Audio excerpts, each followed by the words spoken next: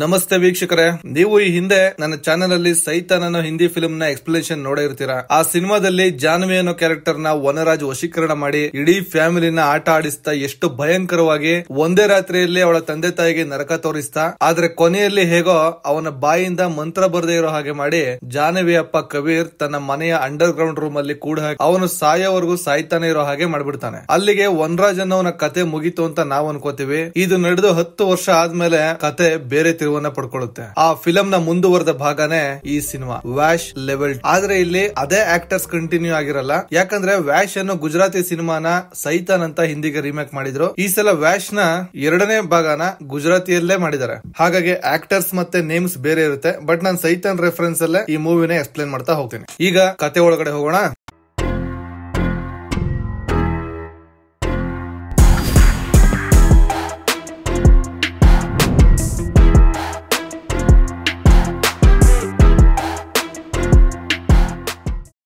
Cinema ಶುರುವಾದಾಗ ಮಕ್ಕಳೆಲ್ಲ ಶಾಲೆಗೆ ಹೋಗೋಕೆ ತರಾತುರಿಯಿಂದ ಹೊರಡ್ತಿರ್ತಾರೆ. ಅವರ ಪೇರೆಂಟ್ಸ್ ಕೂಡ ಬೆಲ್ ಹೊಡಿಯೋಕು ಮುಂಚೆ ಅವರನ್ನ ಶಾಲೆಗೆ ತಲುಪಿಸಬೇಕು ಅಂತ ಪ್ರತಿದಿನ ಹೇಗೋ ಹಾಗೆ ಸ್ಕೂಲ್ ಹತ್ರ ತಂದು ಡ್ರಾಪ್ ಮಾಡೋದು, ಸ್ಕೂಲ್ ಬಸ್ ಹತ್ಸೋದು, ಹೀಗೆ ಒಟ್ನಲ್ಲಿ ತಮ್ಮ ಮಕ್ಕಳನ್ನ ಸ್ಕೂಲ್ಗೆ ಕಳ್ಸಿಕೊಡ್ತಿರ್ತಾರೆ. ಈ ಶಾಲೆ ಒಂದು ಗರ್ಲ್ಸ್ ಸ್ಕೂಲ್. ಹುಡುಗಿಯರು ಮಾತ್ರ ಈ ಶಾಲೆಯಲ್ಲಿ ಓದ್ತಾರೆ. ತುಂಬಾ ದೊಡ್ಡ ಸ್ಕೂಲ್ ಇದು. JN higher secondary girls schools ಅಂತ ಇದರ ಹೆಸರು. ಈ ಸ್ಕೂಲ್ ಅಲ್ಲಿ ಮಧ್ಯಾಹ್ನ ಊಟನೂ ಅವರೇ ಕೊಡ್ತಾರೆ. ಎಲ್ಲರೂ ನಾರ್ಮಲ್ ಆಗಿರ್ತಾರೆ, ಎಲ್ಲವೂ ನಾರ್ಮಲ್ ಆಗಿರುತ್ತೆ. ಆ ದಿನ ಮಧ್ಯಾಹ್ನ ಲಂಚ್ ಬ್ರೇಕ್ ಬಿಟ್ಟಾಗ ಮಕ್ಕಳೆಲ್ಲ ಊಟಕ್ಕೆ ಕ್ಯಾಂಟೀನ್ ಗೆ ಬಂದಿರ್ತಾರೆ. ಊಟ ಕೊಡೋರು ಊಟ ಕೊಡ್ತಿರ್ತಾರೆ. ಮಕ್ಕಳೆಲ್ಲ ಡೈನಿಂಗ್ ಟೇಬಲ್ ಅಲ್ಲಿ ಕೂತು ಊಟ ಮಾಡ್ತಿರ್ತಾರೆ. ಊಟ ಮಾಡಿ ಮುಗಿಯುತ್ತೆ. ಟೇಬಲ್ ಅಲ್ಲೇ ಎಲ್ಲಾ ಮಾತಾಡ್ಕೊಂಡು ಹರಟೆ ಹೊಡಿತಿದ್ದಾರೆ. ಆದ್ರೆ ನಿಧಾನಕ್ಕೆ ಬದಲಾವಣೆಗಳು ಆಗ್ತಾ ಇದೆ. ಇಷ್ಟೊತ್ತುವರೆಗೂ ಲವಲವಿಕೆಯಿಂದ ಹುಡುಗಿಯರಲ್ಲಿ ಮೌನ ಕವಿತಾ ಇದೆ. ಏನೂ ಮಾತಾಡದೆ ಸುಮ್ಮನೆ ಕುಳಿತು ಬಿಟ್ಟಿದ್ದಾರೆ. ಈ ಬದಲಾವಣೆ ನಿಧಾನವಾಗಿ ಒಬ್ಬರಾದ ಮೇಲೆ ಒಬ್ಬರಿಗೆ ಆಗ್ತಾ ಇದೆ. ಈಗ ಯಾರು ಒಬ್ಬರ ಜೊತೆ ಒಬ್ರು ಮಾತಾಡ್ತಾ ಇಲ್ಲ.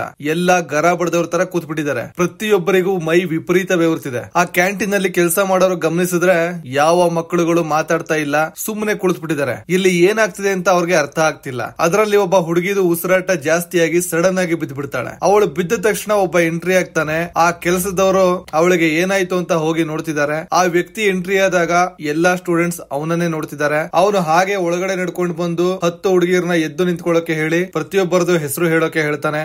ಎಲ್ಲರೂ ತಮ್ಮ ತಮ್ಮ ಹೆಸರನ್ನ ಹೇಳ್ತಾರೆ. ಈಗ ನೀವೆಲ್ಲರೂ ನಾನು ಹೇಳಿದ ಹಾಗೆ ಮಾಡ್ಬೇಕು ಅಂತ ಹೇಳ್ತಾನೆ. ಎಲ್ಲರೂ ಓಕೆ ಸರ್ ಅಂತಾರೆ. ನಿಮ್ಮೆಲ್ಲರ ಹತ್ರ ವಾಚ್ ಇದೆ ಅಲ್ವಾ ಅಂದ್ರೆ ಹೌದು ಸರ್ ಅಂತಾರೆ. ಈ ಕ್ಯಾಂಟೀನ್ ಅಲ್ಲಿ ಕೆಲಸ ಮಾಡೋರು ಬಂದು ಯಾರ್ ನೀವು ಇಲ್ಲೇನ್ ಮಾಡ್ತಿದ್ದೀರಾ ಅಂತ ಕೇಳ್ತಾರೆ. ಅಲ್ಲಿಗೆ ಸೀನ್ ಕಟ್ ಆದ್ರೆ ಎಂಟೈರ್ ಸ್ಕೂಲ್ ಬಿಲ್ಡಿಂಗ್ ಅಲ್ಲಿ ನಾರ್ಮಲ್ ಆಗಿ ಎಲ್ಲಾ ಕೆಲಸ ನಡೀತಾ ಇದೆ. ಕ್ಯಾಂಟೀನ್ ಅಲ್ಲಿ ಈ ರೀತಿ ಆಗ್ತಿರೋ ವಿಷಯ ಯಾರಿಗೂ ಗೊತ್ತಿರಲ್ಲ. ಲಂಚ್ ಆದ್ಮೇಲೆ ಕ್ಲಾಸ್ ಟೀಚರ್ ಕ್ಲಾಸ್ ಗೆ ಬಂದು ನೋಡಿದ್ರೆ ಕ್ಲಾಸ್ ರೂಮ್ ಅಲ್ಲಿ ಯಾರು ಇಲ್ಲ. ಯಾಕೆ ಇನ್ನು ಯಾವ ಮಕ್ಕಳು ಲಂಚ್ ಮುಗಿಸಿ ಕ್ಲಾಸ್ ಗೆ ಬಂದಿಲ್ಲ ಅಂತ ಅನ್ಕೊಳ್ತಿರುವಾಗ್ಲೇನೆ ಕಿಟಕಿಯಲ್ಲಿ ಮೇಲಿಂದ ಒಂದು ಹುಡುಗಿ ಬಾಡಿ ಬೀಳೋದು ಕಾಣಿಸುತ್ತೆ. ತಕ್ಷಣ ಗಾಬರಿಯಾಗಿ ಕೆಳಗಡೆ ಬಂದು ನೋಡಿದ್ರೆ ಆ ಹುಡುಗಿ ಅವಳ ಕಣ್ಣು ಮುಂದೆನೆ ಕೊನೆ ಉಸಿರು ಎಳಿತಾ ಪ್ರಾಣ ಬಿಟ್ಬಿಡ್ತಾಳೆ. ಟೀಚರ್ಗಂತೂ ಈ ದೃಶ್ಯದಿಂದ ತುಂಬಾ ಭಯ ಆಗ್ಬಿಡುತ್ತೆ. ಸೆಕ್ಯೂರಿಟಿ ಇವರನ್ನ ನೋಡಿ ಇವ್ರ ಕಡೆ ಬರ್ತಿದ್ರೆ ಟೆರೆಸ್ ಮೇಲೆ ಹುಡುಗಿರು ಸಾಲು ಸಾಲಾಗಿ ಕಾಂಪೌಂಡ್ ಎಡ್ಜ್ ಅಲ್ಲಿ ಜಂಪ್ ಮಾಡೋಕೆ ರೆಡಿಯಾಗಿ ನಿಂತಿದ್ದಾರೆ. ತಕ್ಷಣ ಸೆಕ್ಯೂರಿಟಿ ಪ್ರಿನ್ಸಿಪಲ್ ರೂಮ್ ಗೆ ಓಡ್ ಹೋಗಿ ಅವರನ್ನ ಕರ್ಕೊಂಡ್ ಬರ್ತಾನೆ. ಆ ಟೀಚರ್ ಅಂತೂ ಆ ದೃಶ್ಯನ ಅರ್ಗಿಸ್ಕೊಳ್ಳೋಕಾಗದೆ ಗಾಬರಿಯಿಂದ ನಡುಗ್ತಿದ್ದಾರೆ. ಪ್ರಿನ್ಸಿಪಲ್ ಬಂದು ಈ ದೃಶ್ಯ ನೋಡಿದ್ರೆ ಅವರಿಗೂ ಕೂಡ ಮೈಯೆಲ್ಲ ನಡುಗೋಕೆ ಶುರುವಾಗುತ್ತೆ.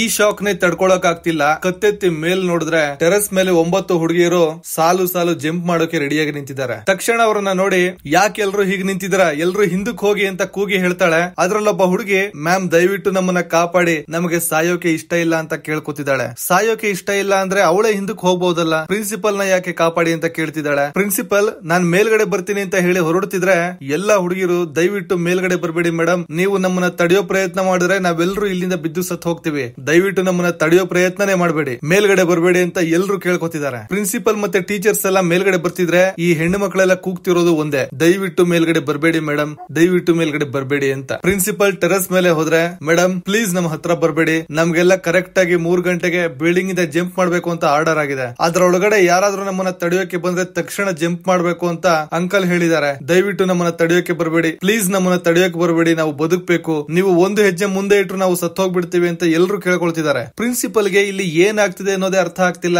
ಮಕ್ಕಳು ಸಾಯೋಕೆ ಇಷ್ಟ ಇಲ್ಲ ಅಂತಿದ್ದಾರೆ, ಆದ್ರೆ ಸಾಯೋಕೆ ರೆಡಿಯಾಗಿ ನಿಂತಿದ್ದಾರೆ. ನಿಂತಿದ್ದಾರೆ. ಇವ್ರಿಗೆ 3 ಗಂಟೆಗೆ ಸಾಯ್ಬೇಕು ಅಂತ ಯಾರು ಹೇಳಿದ್ದಾರೆ? ಅಷ್ಟಕ್ಕೂ ಯಾರೋ ಹೇಳಿದ್ರೆ ಇವ್ರು ಯಾಕೆ ಕೇಳಬೇಕು? ಹಲವಾರು ಗೊಂದಲಗಳು ಅವರ ತಲೆಯಲ್ಲಿ ಓಡ್ತಿದೆ. ಆದ್ರೆ ಏನು ಮಾಡೋಕಾಗ್ತಿಲ್ಲ. ಪರಿಸ್ಥಿತಿನ ಹೇಗೆ ಹ್ಯಾಂಡಲ್ ಮಾಡ್ಬೇಕು ಅಂತಾನೆ ಗೊತ್ತಾಗ್ತಿಲ್ಲ. ಪ್ರಿನ್ಸಿಪಲ್ ಮೇಡಮ್ ಯಾರೋ ಹೇಳ್ದ ಅಂತ ನೀವ್ ಯಾಕೆ ಅವರ ಮಾತು ಕೇಳಬೇಕು? ತಕ್ಷಣ ಕೆಳಗಡೆ ಇಳಿರಿ ಅಂತ ಹೇಳ್ತಿದ್ರೆ ಹೇಳಿದ್ರು, ಮೇಡಮ್ ನಾವು ಅವರು ಹೇಳಿದ ಹಾಗೆ ಮಾಡದೇ ಇರೋಕ್ಕಾಗಲ್ಲ, ಪ್ಲೀಸ್ ಹತ್ರ ಬರ್ಬೇಡಿ ಅಂತ ಅಳ್ತಾ ಗೋಳಾಡ್ತಾ ಕೇಳ್ಕೊತಿದ್ದಾರೆ. ನೀವೆಲ್ಲ ಏನ್ ಮಾತಾಡ್ತಿದ್ದೀರಾ? ಯಾರು ನಿಮ್ಗೆ ಇನ್ಸ್ಟ್ರಕ್ಷನ್ಸ್ ಕೊಡ್ತಿರೋದು? ಅಳೋದನ್ನ ನಿಲ್ಸಿ ಮೊದಲು ಕೆಳಗಡೆ ಇಳಿರಿ ಅಂತ ಟೀಚರ್ಸ್ ಎಷ್ಟು ಹೇಳ್ತಿದ್ರು. ಎಲ್ರು ಒಂದೇ ಸಮನೆ ದಯವಿಟ್ಟು ಹತ್ರ ಬರ್ಬೇಡಿ ಅಂತ ಗೋಗರಿತಾ ಇದ್ದಾರೆ. ಅಷ್ಟಕ್ಕೂ ಇವರೆಲ್ಲ ಯಾಕೆ ಹೀಗಾಡ್ತಿದ್ದಾರೆ ಗೊತ್ತಾ? ಈ ಹೆಣ್ಣು ಮಕ್ಕಳನ್ನೆಲ್ಲ ಒಬ್ಬ ವಶೀಕರಣ ಮಾಡಿದ್ದಾನೆ. ವಶೀಕರಣ ಮಾಡಿದ್ರೆ ಅವನು ಹೇಳಿದ ಹಾಗೆ ಇವರು ಕೇಳಲೇಬೇಕು. ಅವರಿಗೆ ಇಷ್ಟ ಇರ್ಲಿ ಇಲ್ದೆ ಹೋಗ್ಲಿ. ಒಂದು ಸಲ ಅವನು ಇನ್ಸ್ಟ್ರಕ್ಷನ್ಸ್ ಕೊಟ್ಟ ಅಂದ್ಮೇಲೆ ಅವರ ದೇಹ ಮನಸ್ಸಿಗೆ ಇಷ್ಟ ಇಲ್ಲ ಅಂದ್ರೂ ಆ ಕೆಲಸ ಮಾಡೇ ಮಾಡುತ್ತೆ. ಇಲ್ಲಿ ಆಗ್ತಿರೋದು ಅದೇ. ಈ ಮಕ್ಕಳಿಗೆಲ್ಲ ಕೆಳಗಡೆ ಬೀಳೋದಕ್ಕೆ ಇಷ್ಟ ಇಲ್ಲ, ಆದ್ರೆ ಆ ವಶೀಕರಣದ ತೀವ್ರತೆ ಆ ಕೆಲಸನ ಮಾಡಿಸ್ತಿದೆ. ಪ್ರಿನ್ಸಿಪಲ್ ಗಂತೂ ಏನ್ ಮಾಡ್ಬೇಕು ಅಂತ ತಲೆನೇ ಓಡ್ತಿಲ್ಲ.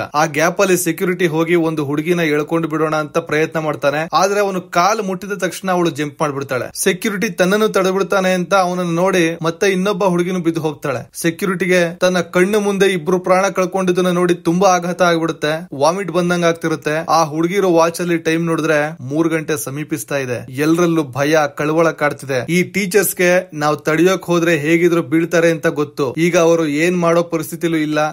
ನೋಡ್ತಾ 3 ಗಂಟೆ ಆಗೇ ಬಿಡುತ್ತೆ. ತಕ್ಷಣ ಎಲ್ಲಾ ಹುಡುಗಿರು ಒಂದೇ ಸಲ ಟೆರೆಸ್ ಇಂದ ಜಂಪ್ ಮಾಡೇ ಬಿಡ್ತಾರೆ. ಈಗ ಸೀನ್ ಕಟ್ಟಾದ್ರೆ ಪಾರ್ಟ್ 1 ನಲ್ಲಿದ್ದ ಕಬೀರ್ ಮತ್ತೆ ಮಗಳು ಜಾಹ್ನವಿ ಕುಳಿತಿದ್ದಾರೆ. ಕಬೀರ್ ಜೋಕಾಲಿ ಮೇಲೆ ಕೂತಿದ್ದಾರೆ, ಮಗಳು ಜಾಹ್ನವಿ ವೀಲ್ ಚೇರ್ ಮೇಲೆ ಕೂತಿದ್ದಾಳೆ. ಪಾರ್ಟ್ 1 ನಲ್ಲಿ ಅಷ್ಟು ಚೆನ್ನಾಗಿದ್ದ ಜಾಹ್ನವಿ ಈಗ ಈ ಸ್ಥಿತಿಯಲ್ಲಿದ್ದಾಳೆ. ವೀಲ್ ಚೇರ್ ಮುಂದಲೆ ಪೂರ್ತಿ ಕೂದಲಿಲ್ಲದೆ ಬೋಳಾಗಿದೆ. ಇಷ್ಟೆಲ್ಲ ಆಗಿದ್ರು ಮುಖದ ಮೇಲೆ ಒಂದು ಸಣ್ಣ ಮುಗುಳು ನಗೆ ಇದ್ದೇ ಇದೆ. ಆದ್ರೆ ಅದು ಖುಷಿಯ ನಗು ಅಲ್ಲ, ವಶೀಕರಣದ ಹಿಂಸಾತ್ಮಕ ನಗು. ಮಗಳು ಈ ಸ್ಥಿತಿಯಲ್ಲಿದ್ದಾಗ ಅವಳನ್ನ ಪ್ರತಿದಿನ ನೋಡ್ಕೊಳ್ಳೋ ಜವಾಬ್ದಾರಿ ಕಬೀರ್ ಮೇಲಿರುತ್ತೆ. ಊಟ ಮಾಡಿಸೋದು, ನೀರು ಕುಡ್ಸೋದು ಎಲ್ಲವೂ ತಂದೆನೆ ಮಾಡ್ಬೇಕು. ಮಗಳಿಗೆ ಕಾನ್ಶಿಯಸ್ ಇದ್ರು, ತನ್ನ ಸುತ್ತ ಏನ್ ನಡೀತಿದೆ ಅಂತ ಗೊತ್ತಾಗ್ತಿದ್ರು, ತನ್ನ ಪಾಡಿಗೆ ತಾನು ಮುಖದ ಮೇಲೆ ಒಂದು ಮುಗುಳು ನಗೆ ಇಟ್ಕೊಂಡು ಹಾಗೆ ಕುಳಿತಿರ್ತಾಳೆ. ಯಾವುದೇ ಆಕ್ಟಿವಿಟೀಸ್ ಇರಲ್ಲ. ಈಗ ನ್ಯೂಸ್ ಚಾನೆಲ್ಸ್ ಅಲ್ಲೆಲ್ಲ ಆ ಸ್ಕೂಲ್ ಹುಡುಗಿಯರ ಮಾಸ್ ಸೂಸೈಡ್ ಪಬ್ಲಿಷ್ ಆಗ್ತಿರುತ್ತೆ. ಅದರ ಸಿಸಿಟಿವಿ ಫುಟೇಜ್ ನೋಡಿದ ಪೊಲೀಸ್ನವರೇ ದಂಗ ಆಗಿರ್ತಾರೆ. ಇನ್ನು ಆ ದಿನ ಸ್ವತಃ ಕಣ್ಣಿಂದ ನೋಡಿದವ್ರ ಗತಿ ಏನಾಗಿರ್ಬೇಕು? ಪಾಪ ಪ್ರಿನ್ಸಿಪಲ್ ತನ್ನ ಕಣ್ಣು ಮುಂದೆ ನಡೆದದನ್ನೆಲ್ಲ ಪ್ರೆಸ್ ಮುಂದೆ ವಿವರಿಸ್ತಿದ್ದಾಳೆ. ನಾವು ಮಕ್ಕಳನ್ನ ತಡೆಯೋಕೆ ಎಷ್ಟೇ ಪ್ರಯತ್ನ ಪಟ್ರು ಆ ಅಂಕಲ್ ನಮ್ಗೆ ಸೂಸೈಡ್ ಮಾಡ್ಕೊಡಕ್ಕೆ ಹೇಳಿದ್ದಾರೆ ಅಂತ ಹೇಳ್ತಾನೆ ಕರೆಕ್ಟ್ ಆಗಿ 3 ಗಂಟೆಗೆ ಎಲ್ಲರೂ ಟೆರೆಸ್ ಇಂದ ಜಂಪ್ ಮಾಡ್ಬಿಟ್ರು ಅಂತ ಹತ್ಕೊಂಡು ಗೋಳಾಡ್ಕೊಂಡು ಹೇಳ್ತಿದ್ದಾರೆ. ಪೇರೆಂಟ್ಸ್ ಎಲ್ಲ ಬಂದು ಸ್ಕೂಲ್ ಒಳಗಡೆ ಬಿಡಿ ಅಂತ ಗಲಾಟೆ ಮಾಡ್ತಿದ್ದಾರೆ. ಪೊಲೀಸ್ನವರು ತಡೆದು ನಿಲ್ಲಿಸ್ತಿದ್ದಾರೆ. ಸಿಚುವೇಶನ್ ನ ಹ್ಯಾಂಡಲ್ ಮಾಡೋದು ಪೊಲೀಸ್ನವರಿಗೆ ತುಂಬಾ ಕಷ್ಟ ಆಗ್ತಿದೆ. ಉಳಿದಿರೋ ಹುಡುಗಿಯರೆಲ್ಲ ಕ್ಯಾಂಟೀನ್ ಅಲ್ಲಿ ಹಾಗೆ ಸ್ತಬ್ಧವಾಗಿ ಕೂತಿದ್ದಾರೆ. ಪ್ರಿನ್ಸಿಪಲ್ ಗೆ ಏನು ಮಾತಾಡಕ್ಕಾಗದೆ ಆ ಶಾಕ್ ಇಂದ ಹೊರಗಡೆ ಬರದೆ ಒಂದೇ ಸಮನೆ ಹೇಳ್ತಿದ್ದಾರೆ. ಇದನ್ನೆಲ್ಲ ನ್ಯೂಸ್ ಅಲ್ಲಿ ನೋಡಿದ ಕಬೀರ್ ತಕ್ಷಣ ಅವನು ವನರಾಜ್ ಕೂಡಿ ಹಾಕಿದ್ದ ಅಂಡರ್ ಗ್ರೌಂಡ್ ಗೆ ಬಂದು ವನರಾಜನ ಎಬ್ಬಿಸಿ, ನಿಂತರ ಇನ್ನು ಎಷ್ಟು ಜನ ಇದ್ದಾರೆ? ನಿನ್ನ ಹಾಗೆ ವಶೀಕರಣದ ವಿದ್ಯೆಗಳನ್ನ ಕಲ್ತಿರೋರು ಹೊರಗಡೆ ಇನ್ನು ಎಷ್ಟು ಜನ ಇದ್ದಾರೆ ಹೇಳು ಅಂತ ಕೇಳ್ತಾನೆ. ಆಗ ವನರಾಜ್ ನಗಿಯೋಕೆ ಶುರು ಮಾಡ್ತಾನೆ. ಕಬೀರ್ ನಿನಗೆ ಗೊತ್ತಾ ಅಂತ ಕೇಳಿದಾಗ ಗೊತ್ತು ಅಂತಾನೆ. ಯಾಕಂದ್ರೆ ವನರಾಜ್ಗೆ ಗೊತ್ತು ಈ ರೀತಿ ನನ್ನ ಬಿಟ್ರೆ ಅವನ ಕೈಲಿ ಅಷ್ಟೇ ಮಾಡೋಕೆ ಸಾಧ್ಯ ಅಂತ. ಅಷ್ಟಕ್ಕೂ ಯಾರವನು? ಹೋಗ್ತಾ ನಿಮಗೆ ಗೊತ್ತಾಗತ್ತೆ. ಸ್ಕೂಲ್ ಅಲ್ಲಂತೂ ಸಿಚುವೇಶನ್ ತುಂಬಾ ಟೈಟ್ ಆಗಿದೆ. ಈ ಘಟನೆಯಿಂದ ನ್ಯೂಸ್ ಅಲ್ಲೆಲ್ಲ ದೊಡ್ಡ ಸೆನ್ಸೇಷನ್ ಕ್ರಿಯೇಟ್ ಆಗಿದೆ. ಸ್ಕೂಲ್ ಹತ್ರ ಪೊಲೀಸ್ನವರೆಲ್ಲ ಬಂದು ವಿಚಾರಣೆ ಮಾಡ್ತಿದ್ದಾರೆ. ಅದರಲ್ಲೊಂದು ಹುಡುಗಿ, ನನ್ನ ಬಟ್ಟೆ ಮೇಲೆ ಸಾಂಬಾರ್ ಚೆಲ್ಕೊಂಡಿದ್ರಿಂದ ನಾನು ಕ್ಲೀನ್ ಮಾಡ್ಕೊಂಡು ಬರೋಕೆ ವಾಶ್ರೂಮ್ ಹೋಗಿದ್ದೆ. ನಾನು ವಾಪಸ್ ಬಂದು ನೋಡೋ ಅಷ್ಟರಲ್ಲಿ ಕ್ಯಾಂಟೀನ್ ತುಂಬಾ ನಿಶಬ್ದವಾಗಿತ್ತು.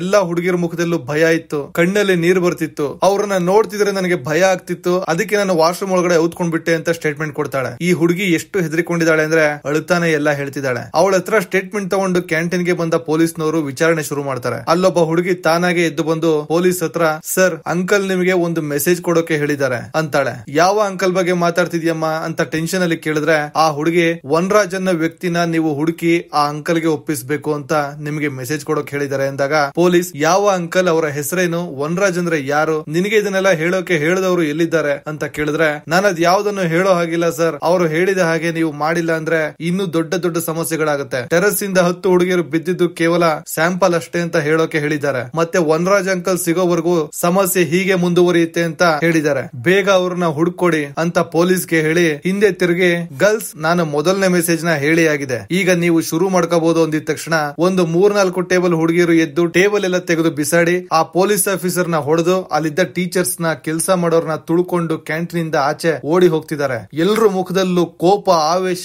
ಯಾರು ನಿಲ್ಲೋಕೆ ಹೇಳಿದ್ರು ನಿಲ್ತಿಲ್ಲ. ಅಡ್ಡ ಪೊಲೀಸು, ಪೇರೆಂಟ್ಸ್ ಯಾರೇ ಬಂದ್ರು ಸೈಡ್ಗೆ ತಳ್ಬಿಟ್ಟು ಓಡ್ತಿದ್ದಾರೆ. ಹೊರಗಡೆ ಬಂದು ಬ್ಯಾರಿಕೇಡ್ ನೆಲ್ಲ ಬಿಡಿಸಿ, ಅಷ್ಟು ಜನ ಇದ್ರು, ಯಾರನ್ನು ಲೆಕ್ಕಕ್ಕಿಟ್ಕೊಳ್ಳದೆ ಹೊಡೆದು ಅಡ್ಡ ಬಂದವ್ರನ್ನೆಲ್ಲ ಕೆಳಗಡೆ ಬೀಳಿಸ್ತಾ ಓಡ್ತಿದ್ದಾರೆ. ಪೊಲೀಸ್ ತಡೆದ್ರೆ ಅವನಿಗೆ ಕಲ್ಲಲ್ಲಿ ಹೊಡೆದು ಸಾಯಿಸೋಕು ಹಿಂದೆ ಮುಂದೆ ನೋಡ್ತಿಲ್ಲ. ಪೊಲೀಸ್ನವ್ರಿಗೆ ಸಿಚುವೇಶನ್ ಹ್ಯಾಂಡಲ್ ಮಾಡೋಕಾಗದೆ ಇಡೀ ಸಿಟಿಯಲ್ಲಿ ಈ ಸ್ಕೂಲ್ ಯೂನಿಫಾರ್ಮ್ ಹಾಕಿರೋ ಯಾವುದೇ ಹುಡುಗಿ ಸಿಕ್ಕಿದ್ರು ಹಿಡಿಯೋದಕ್ಕೆ ಹೇಳಿ ಇಮಿಡಿಯೇಟ್ ಆಗಿ ಈ ಕೆಲಸಕ್ಕೆ ವುಮೆನ್ ಫೋರ್ಸ್ ಅನ್ನ ಡಿಪ್ಲಾಯ್ ಮಾಡಿ 40-50 ಜನ ಹುಡುಗಿಯರು ಈಗಾಗಲೇ ಸ್ಕೂಲಿಂದ ಆಚೆ ಹೋಗಿದ್ದಾರೆ. ಇನ್ನು ಒಬ್ರು ಕೂಡ ಆಚೆ ಹೋಗಬಾರದು, ಕೋಟೆ ತರ ಸ್ಕೂಲ್ ಅನ್ನ ಕಾವಲು ಕಾಯ್ಬೇಕು ಅಂತ ತನ್ನ ಟೀಮ್ ಗೆ ಸ್ಪೆಷಲ್ ಆಫೀಸರ್ ಆರ್ಡರ್ ಕೊಡ್ತಾನೆ. ಆಚೆ ಬಂದ ಹುಡುಗಿಯರು ಒಬ್ಬೊಬ್ರು ಒಂದೊಂದು ಅವಾಂತರ ಸೃಷ್ಟಿಸ್ತಿದ್ದಾರೆ. ಒಬ್ಬಳು ಪಬ್ಲಿಕ್ ಹೋಗ್ತಾ ಇರೋ ಬಸ್ಗೆ ಹತ್ತಿ ಡ್ರೈವರ್ಸ್ ಗೆ ಹೊಡೆದು ಸ್ಟೇರಿಂಗ್ ತಿರುಗಿಸಿ ಫುಟ್ಪಾತ್ ಅಲ್ಲಿದ್ದ ಅಂಗಡಿಗಳಿಗೆ ಗುದ್ದಿಸ್ತಾಳೆ. ಇನ್ನೊಂದಷ್ಟು ಹುಡುಗಿಯರು ಹೋಟೆಲ್ ಗಳಿಗೆ ನುಗ್ಗಿ ಕೈಗೆ ಸಿಕ್ಕದನ್ನೆಲ್ಲ ಬಿಸಾಡಿ ಚೆಲ್ಲಾಡಿ ಜನಗಳನ್ನ ಗಾಬರಿಗೊಳಿಸ್ತಿದ್ದಾರೆ. ಹೀಗೆ ಹೋಗ್ತಾ ಇರೋ ಕಾರ್ಗಳ ಗ್ಲಾಸ್ ಹೊಡೆಯೋದು, ಕೈಗೆ ಸಿಕ್ಕವರ ಕೂತಿಗೆಗೆ ಬಾಯಿ ಹಾಕಿ ರಕ್ತ ಕುಡಿಯೋದು, ಒಟ್ನಲ್ಲಿ ಪಬ್ಲಿಕ್ ಅಲ್ಲಿ ಕಂಡವ್ರನ್ನೆಲ್ಲ ನೆಲಕ್ಕೆ ಕೆಡವಿ ಕೈಗೆ ಸಿಕ್ಕ ರಾಡ್ ಅಲ್ಲಿ ಕಲ್ಲಲ್ಲಿ ಹೊಡೆದು ಸಾಯಿಸ್ತಿದ್ದಾರೆ. ಅದರಲ್ಲೂ ಒಬ್ಳು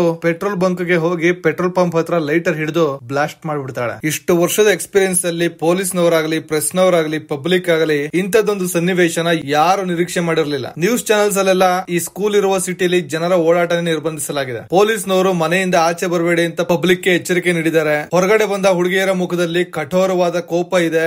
ಯಾರ ಮಾತನ್ನು ಕೇಳಿಸಿಕೊಳ್ಳುವ ಪರಿಸ್ಥಿತಿಯಲ್ಲಿ ಅವರಿಲ್ಲ. ಅವರ ಮುಖಗಳಲ್ಲಿ ಇದ್ದ ಆವೇಶ ನೋಡಿದ್ರೆ ಎಂತವರು ಹೆದರ್ಕೊಂಡು ಓಡ್ತಿದ್ದಾರೆ. ತಾವು ಏನ್ ಮಾಡ್ತಿದೀವಿ ಅನ್ನೋ ಪರಿಜ್ಞಾನ ಇಲ್ಲದೆ ಕ್ರೂರವಾಗಿ ನಡ್ಕೊಳ್ತಿದ್ದಾರೆ. ಈ ಹುಡುಗಿಯರಿಗೆ ತನ್ನ ತಂದೆ ತಾಯಿ ಯಾರು ಅಂತ ಗೊತ್ತಾಗ್ತಿಲ್ಲ. ಅವರ ಎದುರುಗಡೆ ತಂದೆ ತಾಯಿ ಪೊಲೀಸ್ ಯಾರೇ ಬರ್ಲಿ ಸಾಯಿಸೋದಕ್ಕೆ ರೆಡಿ ಇರ್ತಾರೆ ಅಂತ ಘಟನೆಯ ತೀವ್ರತೆಗಳನ್ನ ವಿವರಿಸ್ತಾ ಈ ಎಲ್ಲಾ ಹುಡುಗಿಯರ ಮೋಟೋ ವನರಾಜ್ ಅನ್ನೋ ವ್ಯಕ್ತಿಯನ್ನ ಹುಡುಕಿಸೋದು. ಅಷ್ಟಕ್ಕೂ ಈ ವನರಾಜ್ ಯಾರು, ಈ ಹುಡುಗಿಯರಿಗೆ ಈ ತರ ಇನ್ಸ್ಟ್ರಕ್ಷನ್ಸ್ ಕೊಡ್ತಿರೋ ವ್ಯಕ್ತಿ ಯಾರು ಅಂತ ಹೇಳೋದನ್ನೆಲ್ಲ ಟಿವಿಲಿ ನೋಡಿದ ಕಬೀರ್ ತಕ್ಷಣ ಆ ವನರಾಜ್ ಕೈಗಳನ್ನ ಕಟ್ಟಿ ಬಾಯಿಗೆ ಚೈನಿಂದಲೇ ಬೀಗ ಹಾಕಿ ಇಮಿಡಿಯೇಟ್ ಆಗಿ ಅಲ್ಲಿಂದ ಹೊರಡ್ತಾನೆ. ಈ ಕಡೆ ಸ್ಕೂಲ್ ಬಿಲ್ಡಿಂಗ್ ಅಲ್ಲಿ ಫುಲ್ ಸೆಕ್ಯೂರಿಟಿ ಇಂದ ಕೆಲಸ ಮಾಡ್ತಿರೋ ಪೊಲೀಸ್ನವ್ರಿಗೆ ಇನ್ನೂ ವಶೀಕರಣದ ಬಗ್ಗೆ ಗೊತ್ತಿಲ್ಲ. ಹಾಗಾಗಿ ಈ ತರದ ಕೇಸನ್ನ ಇವರು ಮೊದಲನೇ ಸಲ ನೋಡ್ತಾ ಇರೋದು. ಇಲ್ಲಿ ಏನ್ ಆಗ್ತಿದೆ ಅಂತಾನೆ ಗೊತ್ತಾಗ್ತಿಲ್ಲ. ಆ ಹುಡುಗಿರ್ಗೆ ವನರಾಜ್ನ ಹುಡ್ಕೋದಕ್ಕೆ ಒಬ್ಬ ಹೇಳ್ಕೊಟ್ಟಿದ್ದಾನೆ ಅನ್ನೋದನ್ನ ಬಿಟ್ರೆ ಬೇರೆ ಏನು ಇವ್ರಿಗೆ ಅರ್ಥ ಆಗ್ತಿಲ್ಲ. ಆದ್ರೂ ತಮ್ಮ ಪ್ರಯತ್ನ ತಾವು ಮಾಡ್ತಿದ್ದಾರೆ. ಸ್ಪೆಷಲ್ ಆಫೀಸರ್ ಕ್ಯಾಂಟೀನ್ ಗೆ ಬಂದು ಅಲ್ಲಿದ್ದ ಹುಡುಗಿಯರಿಗೆ ಬೆಳಿಗ್ಗೆ ಟೆರೆಸ್ ಮೇಲಿದ್ದ ಹುಡುಗಿಯರು ಬಿದ್ದು ಏನಾಗಿದೆ ಅಂತ ನಿಮ್ಗೆ ಗೊತ್ತು. ಇಲ್ಲಿಂದ ತಪ್ಪಿಸಿಕೊಂಡು ಹೋದ ಹುಡುಗಿಯರು ಮಾಡ್ತಿರುವ ಅವಾಂತರಗಳನ್ನ ನೀವು ಕೇಳ್ತಾನೆ ಇದ್ದೀರಾ. ನೀವ್ ಯಾರು ಹೆದರ್ಕೊಳ್ಳೋ ಅವಶ್ಯಕತೆ ಇಲ್ಲ, ನಾನ್ ನಿಮ್ಮನ್ನ ಸೇವ್ ಮಾಡ್ತೀನಿ ಅಂತ ಹೇಳ್ತಿರ್ಬೇಕಾದ್ರೆ ಒಂದು ಹುಡುಗಿ, ಸರ್ ನಿಮಗೆ ಇನ್ನು 5 ನಿಮಿಷ ಮಾತ್ರ ಇದೆ, ದಯವಿಟ್ಟು ವನರಾಜ್ ಅಂಕಲ್ ನ ಬೇಗ ಹುಡುಕಿ ಅಂತ ಹೇಳ್ತಾಳೆ. ತಕ್ಷಣ ಆಫೀಸರ್ ಬಂದು ಇನ್ 5 ನಿಮಿಷದಲ್ಲಿ ಏನಾಗ್ಬಿಡುತ್ತೆ ಅಂತ ಕೇಳಿದಾಗ, ಸರ್ ನೀವು ಆ ವನರಾಜ್ ಅಂಕಲ್ ನ ಹುಡುಕಿಲ್ಲ ಅಂದ್ರೆ ಸಿಚುಯೇಷನ್ ಇನ್ನೂ ಕೆಟ್ಟತಾಗತ್ತೆ ಅಂದಾಗ ಆಫೀಸರ್, ನೀನಾದ್ರೂ ಹೇಳಮ್ಮ, ನಿನಗೆ ಇದನ್ನ ಹೇಳೋಕೆ ಯಾರು ಹೇಳಿದ್ದು, ವನರಾಜ್ ಅಂಕಲ್ ಅಂದ್ರೆ ಯಾರು ಅಂತ ಕೇಳೋವಾಗ ಅಲ್ಲಿಗೆ ಕಬೀರ್ ಬರ್ತಾನೆ. ಬಂದು ಇವರು ಕೇಳ್ತಿರುವ ವನರಾಜ್ ನನ್ನ ಹತ್ರ ಇದ್ದಾನೆ ಅಂತ ಹೇಳ್ತಾನೆ. ಆಗ ಆಫೀಸರ್, ಏನ್ ಹೇಳ್ತಿದ್ದೀರಾ, ಯಾವ ವನರಾಜ್, ಅವನಿಗೂ ನಿಮಗೂ ಏನ್ ಸಂಬಂಧ, ಈ ಹುಡುಗಿರ್ನ ಈ ಸ್ಥಿತಿಗೆ ತಂದವ್ರು ಯಾರು, ಮತ್ತೆ ಇದು ಹೇಗೆ ಸಾಧ್ಯ ಅಂತ ಕೇಳಿದಾಗ ಕಬೀರ್, ವಶೀಕರಣ ಮಾಡಿದ್ದಾರೆ. ಈ ಎಲ್ಲಾ ಹುಡುಗಿಯರು ಒಬ್ಬನ ವಶೀಕರಣದಲ್ಲಿದ್ದಾರೆ. ಇದನ್ನೆಲ್ಲ ಮಾಡ್ತಿರೋದು ಒಬ್ಬ ವಿಕೃತ ರಾಕ್ಷಸ. ಇದರಿಂದ ನೀವೆಲ್ಲ ಎಷ್ಟು ನೋವು ಪಡ್ತಿರೋ, ಎಷ್ಟು ಆಕ್ರಂದನ ಪಡ್ತಿರೋ ಅವನಿಗೆ ಅಷ್ಟು ಖುಷಿ ಆಗುತ್ತೆ. ಅವನು ಏನು ಹೇಳ್ತಾನೋ ಈ ಮಕ್ಕಳು ಅದನ್ನೇ ಮಾಡ್ತಾರೆ. ಅದನ್ನ ಬಿಟ್ಟು ಹೆಚ್ಚಿಗೆನು ಮಾಡಲ್ಲ, ಕಡಿಮೆನೂ ಮಾಡಲ್ಲ. ನೀವೆಷ್ಟೇ ಗೋಳಾಡಿದ್ರು ಅವನನ್ನ ತಡೆಯೋಕಾಗಲ್ಲ. ಈ ಮಕ್ಕಳನ್ನ ತಡೆಯೋಕೆ ಅಡ್ಡ ಹೋದವ್ರಿಗೆ ಅಪಾಯ ಕಟ್ಟಿಟ್ಟ ಬುತ್ತಿ. ನಿಮ್ಮಿಂದ ಏನು ಮಾಡೋಕ್ಕಾಗಲ್ಲ, ಬರೀ ಇವರು ಮಾಡೋ ಅವಾಂತರನ ನೋಡ್ತಾ ಇರ್ಬೇಕಷ್ಟೇ ಅಂದಾಗ ಆಫೀಸರ್ ಬಂದು, ಈಗಾಗಲೇ ಇವರೆಲ್ಲ ತುಂಬಾ ಹೆದರಿದ್ದಾರೆ, ನೀವು ಇನ್ನೂ ಹೆದರಿಸಬೇಡಿ ಅಂದ್ರೆ, ಕಬೀರ್ ನಾನು ಇರೋ ವಾಸ್ತವನ ಹೇಳ್ತಿದ್ದೀನಿ ಸರ್, ನೀವು ನೋಡ್ತಿರೋದಕ್ಕಿಂತ ಭಯಾನಕತೆಯನ್ನ ನಾನ್ ನೋಡಿದ್ದೀನಿ, ಅವನಿಂದ ತುಂಬಾ ಅನುಭವಿಸಿದ್ದೀನಿ ಅಂದಾಗ ಆ ಪ್ರಿನ್ಸಿಪಲ್, ನಿಮ್ಮ ಹತ್ರ ವನರಾಜ್ ಇದ್ದಾನೆ ಅಲ್ವಾ, ಮೊದಲು ಅವನನ್ನ ಕರ್ಕೊಂಡ್ ಬಂದು ಇದನ್ನೆಲ್ಲ ನಿಲ್ಸಿ ಅಂತ ಕೇಳ್ಕೊತಾಳೆ. ಆಫೀಸರ್ ವನರಾಜ್ ಯಾರು ಅಂತ ಕೇಳಿದ್ರೆ, ಅವನೊಬ್ಬ ಕರುಣೆ ಕನಿಕರ ಇಲ್ಲದ ರಾಕ್ಷಸ, ಅವನು ನನ್ನ ಜೊತೆಯಲ್ಲೇ ಇದ್ದಾನೆ, ಅವನನ್ನ ನಿಮಗೆ ಒಪ್ಸೋದಕ್ಕೂ ಮುಂಚೆ ಈ ಮಕ್ಕಳ ಹಿಂದೆ ಇರೋ ರಾಕ್ಷಸನನ್ನ ನೋಡ್ಬೇಕು, ಅವನು ಇಲ್ಲೇ ಇರ್ತಾನೆ, ಈ ಎಲ್ಲಾ ಮಕ್ಕಳ ಮೇಲೆ ಕಣ್ಣಿಟ್ಟಿರ್ತಾನೆ, ಇಲ್ಲಿ ನಡೀತಿರೋದೆಲ್ಲ ಅವನ ನಿಗಾವಣೆಯಲ್ಲೇ ಇರುತ್ತೆ ಅಂತ ಹೇಳ್ತಿರುವಾಗಲೇ ಅಲ್ಲಿ ಒಬ್ಬ ವ್ಯಕ್ತಿ, ಆ ರಾಕ್ಷಸ ನಾನೇ ಅಂತ ಹೇಳ್ಕೊಂಡು ನಗ್ತಿದ್ದಾನೆ. ನಂತರ ಮುಂದೆ ಬಂದು, ವನರಾಜ್ ನಿನಗೆ ಚೆನ್ನಾಗಿ ರುಚಿ ತೋರಿಸಿದ್ದಾನೆ, ಅವನ ಬಗ್ಗೆ ತುಂಬಾ ಚೆನ್ನಾಗಿ ತಿಳ್ಕೊಂಡಿದ್ಯಾ, ನನ್ನ ಹೆಸರು ರಾಜನಾಥ್, ನಾನೊಂಥರ ಸರ್ವಾಂತರ್ಯಾಮಿ, ಎಲ್ಲಾ ಕಡೆ ಇರ್ತೀನಿ, ಈಗ ನಿಮ್ಮ ಮಕ್ಕಳಿಗೆ ನಾನೇ ಎಲ್ಲ, ಅವರ ಸ್ಥಿತಿಗೂ ನಾನೇ ಕಾರಣ, ಕೋಪ ಬರ್ತಿದ್ಯಾ, ಹೊಡಿಬೇಕು ಅನಿಸ್ತಿದ್ಯಾ, ಆದ್ರೆ ಅಂತ ಯಾವ ಯೋಚನೆನೂ ನೀವು ಮಾಡಬಾರದು, ನನ್ನ ಮೈ ಮೇಲೆ ಒಂದು ಸಣ್ಣ ಗೀಚಿ ಬಿದ್ರು ನಿಮ್ಮ ಮಕ್ಕಳೇ ನಿಮ್ಮ ಕಥೆಯನ್ನ ಮುಗಿಸ್ಬಿಡ್ತಾರೆ, ಅಷ್ಟೇ ಯಾಕೆ ತಮ್ಮನ್ನೇ ತಾವು ಸಾಯಿಸ್ಕೊಂಡ್ಬಿಡ್ತಾರೆ, ಬೇಕಿದ್ರೆ ನೋಡಿ. ಏನ್ ಪುಟ್ಟ, ನನಗೇನಾದ್ರೂ ಹೆಚ್ಚು ಕಡಿಮೆ ಆದ್ರೆ ನೀನು ಬೆಂಕಿ ಹಚ್ಕೊಂಡು ಸಾಯೋಕೆ ರೆಡಿ ಇದೆಯಾ ಅಂತ ಒಂದು ಹುಡುಗಿನ ಕೇಳಿದ್ರೆ ಅವಳ ಮುಖದಲ್ಲಿ ಎಷ್ಟೇ ಭಯ ಆತಂಕ ಇದ್ರು ಹೌದು ಅಂತಾನೆ ಹೇಳ್ತಾಳೆ. ಈಗ ನಿಮಗೊಂದು ಲೈವ್ ಡೆಮೋ ತೋರಿಸ್ತೀನಿ ನೋಡಿ ಅಂತ ಹೇಳಿ ಒಂದು ಚಾಕು ತರಿಸಿ ಆ ಹುಡುಗಿ ಕೈಗೆ ಕೊಟ್ಟು, ನಿನ್ನ ಕೈ ಕುಯ್ಕೋ ಅಂತ ಹೇಳಿದ್ರೆ ಅವಳು ಕುಯ್ಕೊಂಡೇ ಬಿಡ್ತಾಳೆ. ಆಗ ತಡಿಯೋಕೆ ಅಲ್ಲಿ ಇದ್ದವರೆಲ್ಲ ಬಂದಾಗ ಅವ್ರನ್ನೆಲ್ಲ ದೂರ ತಳ್ಳಿ, ಯಾರಾದ್ರೂ ನಿನ್ನ ತಡಿಯೋಕೆ ಬಂದ್ರೆ ಕೈ ಕುಯ್ಕೊಳ್ತಾನೆ ಇರು ಅಂತ ಹೇಳ್ಬಿಡ್ತಾನೆ. ಅವನು ಹೇಳಿದ ಹಾಗೆ ಅವಳು ತಡಿಯೋಕೆ ಬಂದ ತಕ್ಷಣ ಆ ಹುಡುಗಿ ಚಕ ಚಕ ಅಂತ ಕುಯ್ಕೊಂಡ್ ಬಿಡ್ತಾಳೆ. ಯಾರು ಎಷ್ಟೇ ಮುರುಗಿದ್ರು ಕಾಲಿಗೆ ಬಿದ್ದು ಕೇಳ್ಕೊಂಡ್ರು ಇವನಿಗೆ ಕರುಣೆ ಅನ್ನೋದೇ ಇರಲ್ಲ. ಆ ಸ್ಪೆಷಲ್ ಆಫೀಸರ್ ಹಿಂದೆಯಿಂದ ರಾಜನಾಥ್ಗೆ ಶೂಟ್ ಮಾಡೋಕೆ ಯತ್ನಿಸಿದಾಗ ಅದನ್ನ ನೋಡಿದ ಒಬ್ಬ ಹುಡುಗಿ ತಕ್ಷಣ ಬಂದು ಅವನ ಹೊಟ್ಟೆಗೆ ಚಾಕುವಿನಿಂದ 4-5 ಬಾರಿ ಚುಚ್ಚಿ ಬಿಡ್ತಾಳೆ. ಆ ಹುಡುಗಿಗೆ ಅವನ ಹತ್ರ ಇದ್ದ ಗನ್ ಎತ್ಕೊಳ್ಳೋಕೆ ಹೇಳ್ತಾನೆ. ಆಗ ಆಫೀಸರ್ಗೆ ನಾನು ಮೊದಲೇ ಹೇಳಿದ್ನಲ್ಲ, ನನಗೆ ಏನೇ ಆದ್ರೂ ನಿಮಗೆ ಕಷ್ಟ ಅಂತ, ನಿನ್ನ ಪುಣ್ಯ ಸರಿಯಾದ ಸಮಯಕ್ಕೆ ಬಂದು ನಿನ್ನ ಪ್ರಾಣ ಉಳಿಸ್ತೆ ಅಂತ ಹೇಳ್ತಾನೆ. ಆ ಕೈ ಕುಯ್ಕೊಂಡ ಹುಡುಗಿ ಅಂತೂ ತುಂಬಾ ರಕ್ತ ಹೋಗಿ ಕುಸಿದು ಬಿಡ್ತಾಳೆ. ಅವಳ ತಂದೆ ತಾಯಿ ಮಗಳನ್ನ ನೋಡೋಕಾಗದೆ ಹೇಳ್ತಿದ್ರೆ ಪೇರೆಂಟ್ಸ್ ಎಲ್ಲ ಈಗಲೇ ಆಚೆ ಹೋಗಿ ಅಂತ ಹೇಳ್ತಾನೆ. ನನ್ನ ಮಗಳನ್ನ ತಕ್ಷಣ ಹಾಸ್ಪಿಟಲ್ ಗೆ ಕರ್ಕೊಂಡು ಹೋಗ್ಬೇಕು ಅಂತ ಹೇಳ್ತಿದ್ರು ಕೇಳ್ತಿಲ್ಲ.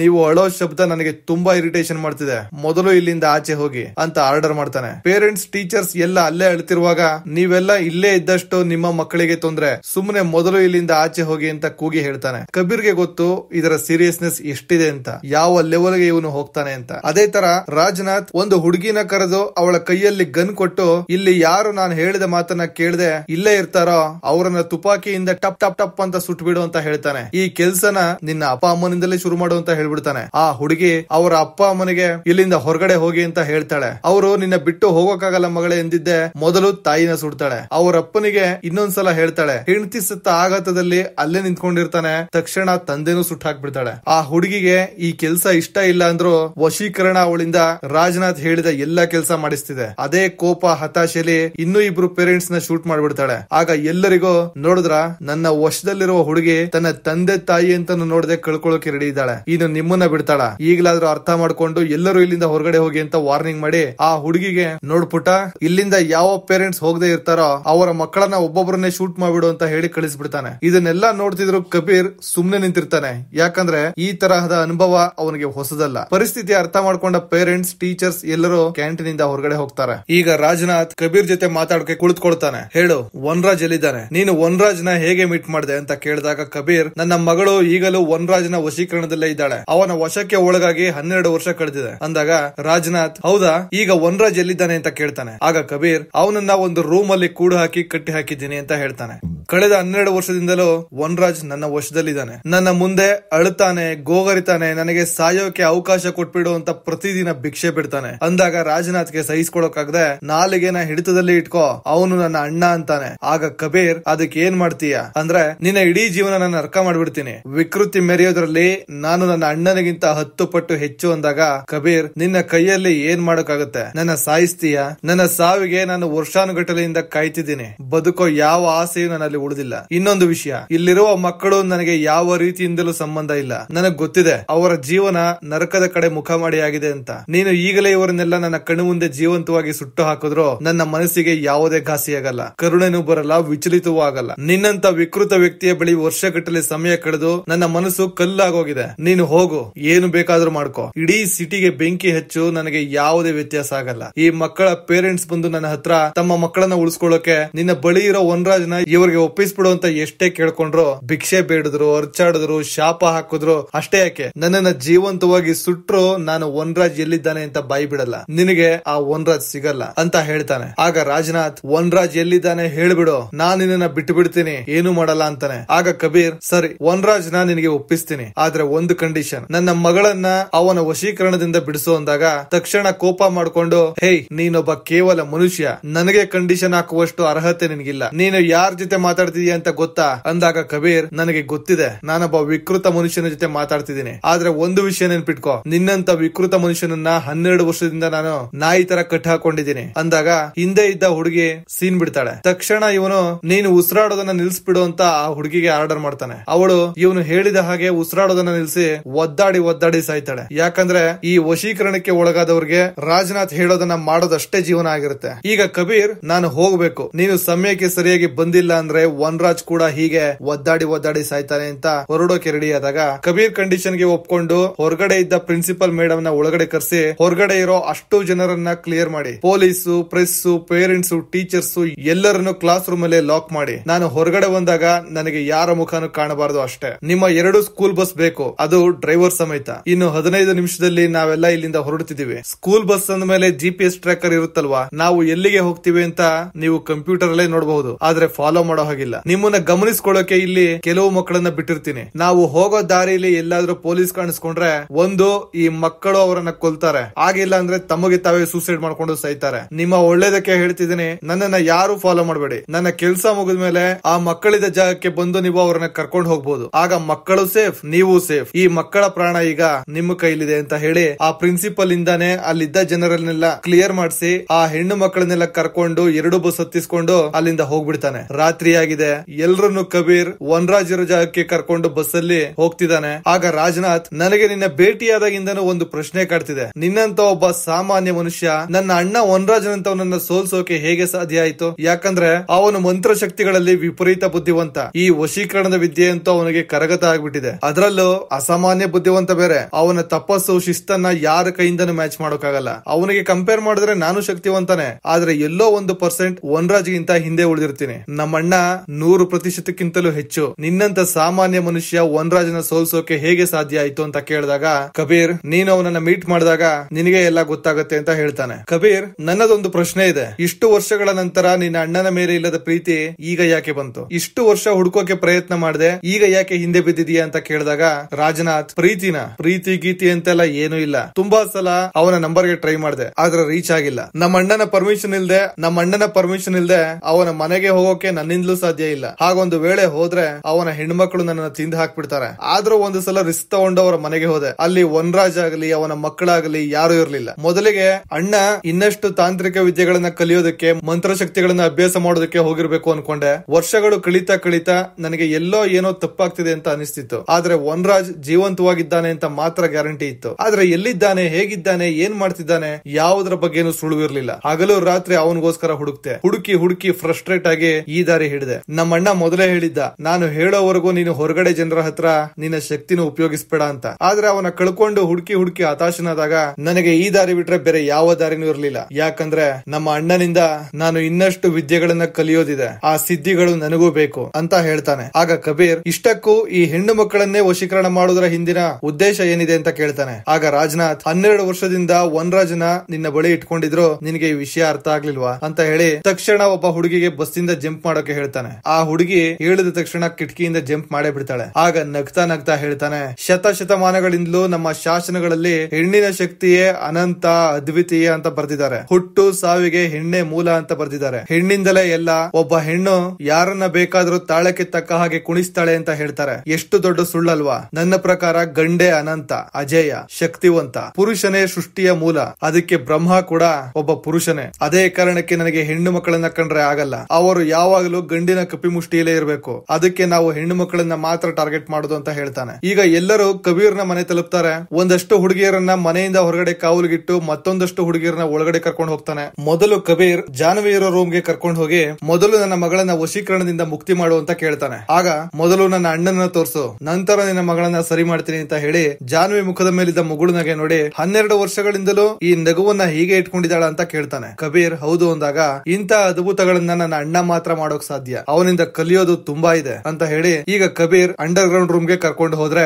ಅಲ್ಲಿ ವಿಪರೀತ ಕೆಟ್ಟ ವಾಸನೆ. ತನ್ನ ಅಣ್ಣ ವನರಾಜ್ನ ಸ್ಥಿತಿ ನೋಡಿ, ಇದೆಂತ ಸ್ಥಿತಿಗೆ ತಂದಿಟ್ಟಿದೀಯಾ, ಮೊದಲು ಈ ಕಟ್ಟುಗಳನ್ನ ಬಿಚ್ಚು, ಬಾಯಿಗೆ ಕಬ್ಬಿಣದ ಚೈನ್ ಹಾಕಿದೀಯಾ, ನೀನು ನಮ್ಮಿಬ್ಬರಿಗಿಂತಲೂ ದೊಡ್ಡ ರಾಕ್ಷಸ ಅನಿಸ್ತಿದೆ, ಮೊದಲು ಈ ಬಂಧನದಿಂದ ಮುಕ್ತಿಪಡಿಸು ಅಂದಾಗ ಕಬೀರ್, ನಾನು ಹೇಳಿದ ಹಾಗೆ ನಿಮ್ಮ ಅಣ್ಣನನ್ನ ಜೀವಂತವಾಗಿ ನಿನ್ನ ಮುಂದೆ ಇಟ್ಟಿದ್ದೀನಿ, ಈಗ ನನ್ನ ಮಗಳನ್ನ ಇವನ ವಶದಿಂದ ಬಿಡಿಸು ಅಂತ ಕೇಳ್ತಾನೆ. ಆಗ ರಾಜನಾಥ್, ನಾನು ಏನ್ ಮಾಡ್ಬೇಕು ಅಂತ ನನಗೆ ನೀನ್ ಹೇಳ್ಬೇಡ, ನನ್ನ ಅಣ್ಣ ಜೀವಂತವಾಗಿದ್ದಾನೆ, ಈ ಹೆಣ್ಣು ಮಕ್ಕಳಿಗೆ ಒಂದು ಸನ್ನೆ ಮಾಡಿದ್ರೆ ಸಾಕು, ನಿನ್ನ ಮಗಳನ್ನ ಇಲ್ಲೇ ಕೊಂದು ಬಿಡ್ತಾರೆ, ನನ್ನ ಅಣ್ಣನ ಕರ್ಕೊಂಡು ಹೋಗ್ತಾ ಇರ್ತೀನಿ, ನಿನ್ನ ಕೈಲಿ ಏನ್ ಮಾಡೋಕ್ಕಾಗುತ್ತೆ, ಆದ್ರೆ ನಾನು ಆ ರೀತಿ ಮಾಡಲ್ಲ, ಹೋಗು ನಿನ್ನ ಮಗಳನ್ನ ಇಲ್ಲಿಗೆ ಕರ್ಕೊಂಡ್ ಬಾ, ಅವಳು ವಶೀಕರಣದಿಂದ ಮುಕ್ತಿಯಾಗಬೇಕಂದ್ರೆ ನನ್ನ ಅಣ್ಣನ ಅಗತ್ಯ ಇದೆ ಅಂತ ಹೇಳಿ ಕಬೀರ್ನ ಕಳಿಸ್ತಾನೆ. ತಕ್ಷಣ ಕಬೀರ್ ಓಡಿ ಹೋಗಿ ಮಗಳನ್ನ ಕೆಳಗಡೆ ಕರ್ಕೊಂಡ್ ಬರ್ತಾನೆ. ಆಗ ರಾಜನಾಥ್ ಮೊದಲು ಕೇಳೋ ಪ್ರಶ್ನೆನೆ, ನಮ್ಮ ಅಣ್ಣನನ್ನ ನೀನು ಸ್ವತಃ ಮನೆಗೆ ಸ್ವಾಗತ ಮಾಡಿದ್ಯಾ ಅಥವಾ ಇನ್ವೈಟ್ ಮಾಡಿದ್ಯಾ ಅಂತ ಕೇಳಿದಾಗ ಕಬೀರ್, ನನಗೆ ನೆನಪಿಲ್ಲ, ಮಾಡಿದ್ರು ಮಾಡಿರಬಹುದು ಅಂತ ಹೇಳ್ತಾನೆ. ಆಗ ಮತ್ತೆ ಅವನಿಂದ ಯಾವ್ದಾದ್ರು ಸಾಲ ತಗೊಂಡಿದ್ಯಾ, ಅಂದ್ರೆ ವನರಾಜನ ಋಣ ಏನಾದ್ರು ನಿನ್ ಮೇಲಿದ್ಯಾ ಅಂತ ಕೇಳ್ತಾನೆ. ಆಗ ಕಬೀರ್, ಯಾವ ರೀತಿ ಋಣ ಅಂತ ಕೇಳ್ತಾನೆ. ರಾಜನಾಥ್, ಅವನಿಂದ ದುಡ್ಡು ತಗೊಂಡು ವಾಪಸ್ ಕೊಡದೆ ಇರೋದು,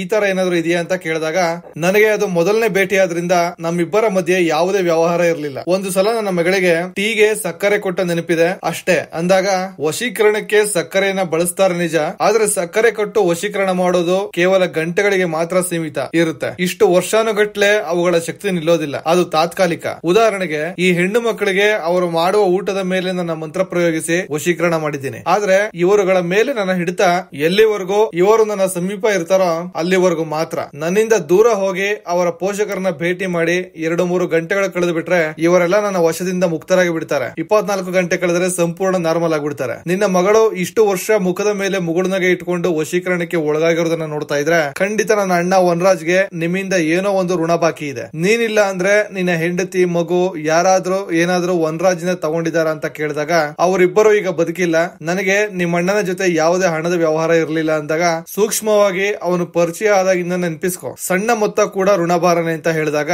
ಕಬೀರ್ ತುಂಬಾ ತಾಳ್ಮೆಯಿಂದ ಅವನನ್ನ ಭೇಟಿಯಾದ ಮೊದಲ ಕ್ಷಣದಿಂದ ನೆನಪಿಸ್ಕೊಳ್ತಾನೆ. ಆಗ ಕಬೀರ್ ಹೋಟೆಲ್ ನಲ್ಲಿ ನನ್ನ ಬಳಿ ಚೇಂಜ್ ಇಲ್ಲದೆ ಇದ್ದಾಗ ವನರಾಜ್ ನನ್ನ ಮಗಳಿಗೆ 10 ರೂಪಾಯಿ ಟೀ ಕೊಡ್ಸಿದ್ದು ನೆನಪಿದೆ ಅಂತ ಹೇಳ್ತಾನೆ. ತಕ್ಷಣ ರಾಜನಾಥ್ ಈಗಲೇ ಆ 10 ರೂಪಾಯಿಯನ್ನ ಅಣ್ಣನಿಗೆ ವಾಪಸ್ ಕೊಡು ಅಂತ ಹೇಳ್ತಾನೆ. ಕಬೀರ್ ಪರ್ಸ್ ತೆಗೆದು ನೋಡಿದ್ರೆ 10 ರೂಪಾಯಿ ಚೇಂಜ್ ಇಲ್ಲ, 500 ರೂಪಾಯಿ ಕೊಡೋಕೆ ಮುಂದಾಗ್ತಾನೆ. ಆಗ ರಾಜನಾಥ್ ಕೇವಲ 10 ರೂಪಾಯಿಯನ್ನ ಮಾತ್ರ ಅವನ ಕೈಯಲ್ಲಿ ಇಡು ಅಂತ ಹೇಳಿದಾಗ ತಕ್ಷಣ ಓಡ್ ಹೋಗಿ 10 ರೂಪಾಯಿ ತಂದಾಗ ಅಣ್ಣನಿಗೆ ಪ್ರಜ್ಞೆ ಬರ್ಸಿ ಈ 10 ರೂಪಾಯಿನ ಅವನಿಗೆ ಹಿಂದಿರುಗಿಸು ಅಂತ ಹೇಳ್ತಾನೆ. ಆಗ ಕಬೀರ್ ವನರಾಜ್ ಹತ್ರ ಹೋಗಿ ಅವನನ್ನು ಎಬ್ಬಿಸಿ ಪ್ರಜ್ಞೆ ತಪ್ಪಿದವನನ್ನ ಪ್ರಜ್ಞೆ ಬರ್ಸಿ ತಗೋ ಈ 10 ರೂಪಾಯಿ ನೀನು ಟೀಗೆ ಕೊಟ್ಟಿದ್ದು ಅಂತ ಹಿಂದಿರುಗಿಸಿದಾಗ ವನರಾಜ್ ಹಿಂಪಡೆಯೋಕೆ ನಿರಾಕರಿಸ್ತಾನೆ. ಯಾಕಂದ್ರೆ ಅವನಿಗೆ ಗೊತ್ತಿರುತ್ತೆ ಇದನ್ನ ತಗೊಂಡ್ರೆ ಕಬೀರ್ ಮಗಳು ಸರಿ ಹೋಗ್ತಾಳೆ ಅಂತ. ಆದ್ರೂ ಕಬೀರ್ ಬಲವಂತ ಮಾಡಿ ವನರಾಜ್ ಕೈಯಲ್ಲಿ 10 ರೂಪಾಯಿ ಇಟ್ಟು ರಾಜನಾಥ್ ಹತ್ರ ನೀನು ಹೇಳಿದ್ದನ್ನ ಮಾಡದೆ ನನ್ನ ಮಗಳನ್ನ ಸರಿ ಮಾಡು ಅಂತ ಕೇಳ್ತಾನೆ. ಆಗ ರಾಜನಾಥ್ ಅಷ್ಟೇ, ನಿನ್ನ ಮಗಳು ಈಗ ಋಣಮುಕ್ತಳಾಗಿದ್ದಾಳೆ, ಮೊದಲಿನ ಹಾಗೆ ಆಗ್ತಾಳೆ, ಕೆಲ್ಸ ಮುಗೀತು ಅಂತಾನೆ. ಕಬೀರ್ ಅಷ್ಟೇನಾ ಅಂದ್ರೆ ಅಷ್ಟೇ, ಈಗ ಹೋಗಿ ನಿನ್ನ ಮಗಳನ್ನ ಮಾತಾಡ್ಸು, ಅವಳು ಸರಿ ಹೋಗಿರ್ತಾಳೆ ಅಂತಾನೆ. ಕಬೀರ್ ಹೋಗಿ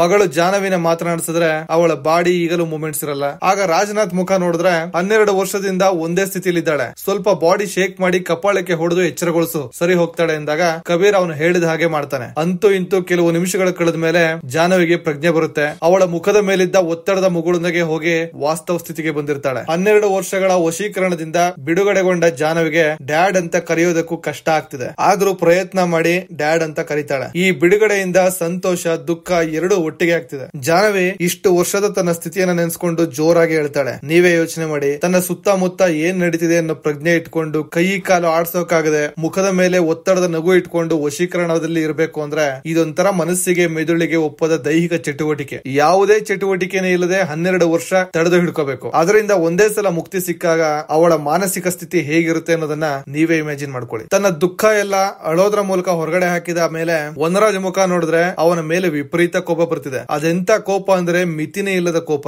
ಬಿಟ್ರೆ ವನರಾಜನನ್ನೇ ತಿಂದು ಹಾಕುವಷ್ಟು ಕೋಪ ಜಾನವಿಗೆ ಬರ್ತಿದೆ. ಆದ್ರೆ ಎದ್ದಳಕ್ಕೆ ದೇಹದಲ್ಲಿ ಇನ್ನೂ ಚೈತನ್ಯ ಬಂದಿಲ್ಲ, ಅದಕ್ಕೆ ಇನ್ನೂ ಸಮಯ ತಗೊಳುತ್ತೆ. ವನರಾಜ್ನ ನೋಡ್ತಾ ಕೋಪನ, ಆಕ್ರೋಶನ ಕಿರ್ಚೋದ್ರ ಮೂಲಕ ಹೊರ ಹಾಕ್ತಾಳೆ. ಮಗಳು ವಶೀಕರಣದಿಂದ ಮುಕ್ತಿಯಾಗಿದ್ದಕ್ಕೆ ತಂದೆಗೆ ತುಂಬಾ ಖುಷಿಯಾಗಿ ಅವಳನ್ನ ಹೊರಗಡೆ ಕರ್ಕೊಂಡು ಬರ್ತಾನೆ. ಈಗ ರಾಜನಾಥ್ ನಿನ್ನ ಕೆಲ್ಸ ಆಯ್ತಲ್ಲ, ನನ್ನ ಅಣ್ಣನ ಕಟ್ಟುಗಳನ್ನ ತೆಗೆ ಎಂದಾಗ ಕಬೀರ್ ಆ ಚೈನ್ ಗಳ ಕೀಯನ್ನ ಕೊಡ್ತಾನೆ. ತಕ್ಷಣ ಹೋಗಿ ರಾಜನಾಥ್ ಆ ಬೀಗಗಳನ್ನ ಬಿಚ್ಚಿ ನಾನು ನಿನ್ನ ತಮ್ಮ ಬಂದಿದ್ದೀನಿ ಎದ್ದೇಳೋಣ ಅಂತ ಮಾತಾಡ್ಸಿದ್ರೆ ವನರಾಜ್ಗೆ ಮಾತಾಡೋಕ್ ಆಗ್ತಿಲ್ಲ. ನೋವಿಂದ ಮಾತಾಡೋಕ್ ಆಗ್ತಿಲ್ಲ ಅಂತ ರಾಜನಾಥ್ ಅಂದ್ಕೊಳ್ತಾನೆ. ಆದ್ರೆ ವನರಾಜ್ ನನ್ನ ನಾಲ್ಗೆನ ಕಟ್ ಮಾಡಿದ್ದಾನೆ ಅಂತ ಸನ್ನೆ ಮಾಡಿ ತೋರಿಸಿದಾಗ ರಾಜನಾಥ್ಗೆ ಅದನ್ನ ಅರ್ಗಿಸ್ಕೊಳಕ್ ಆಗಲ್ಲ. ವಿಪರೀತ ಕೋಪ ಬರುತ್ತೆ. ತಕ್ಷಣ ಬಂದವನೇ ಕಬೀರ್ಗೆ ಚೆನ್ನಾಗಿ ಹೊಡೆದು ಅಡ್ಡ ಬಂದ ಜಾನವಿನ ವೀಲ್ ಚೇರ್ ಇಂದ ಬಿಡಿಸಿ ನನ್ನ ಅಣ್ಣನ ನಾಲ್ಗೆನ ಕತ್ತರಿಸಿದ್ದೀಯಾ, ನೀನೆಂತ ತಪ್ಪು ಮಾಡಿದೆ ಅಂತ ಗೊತ್ತಾ ನಿನಗೆ, ನನ್ನ 10 ವರ್ಷದ ಪರಿಶ್ರಮನ ಸರ್ವನಾಶ ಮಾಡಿದೀಯಾ, ನಿನ್ನನ್ನ ಏನ್ ಮಾಡ್ಲಿ ಅಂತ ಹೊಡಿತಿದ್ದಾನೆ. ಆಗ ಕಬೀರ್ ನನ್ನ ಮಗಳಿಗೋಸ್ಕರ ಹಾಗೆ ಮಾಡ್ಲೇಬೇಕಾಯ್ತು ಅಂದಾಗ ಆದ್ರೆ ಈಗ ನಾನು ನಿನ್ನನ್ನ ನಿನ್ನ ಮಗಳನ್ನ ಇಬ್ಬರನ್ನು ನಾಶ ಮಾಡ್ತೀನಿ, ನನ್ನ ಅಣ್ಣ ಸಿಕ್ಕಿದ್ರೆ ಸಾಕು,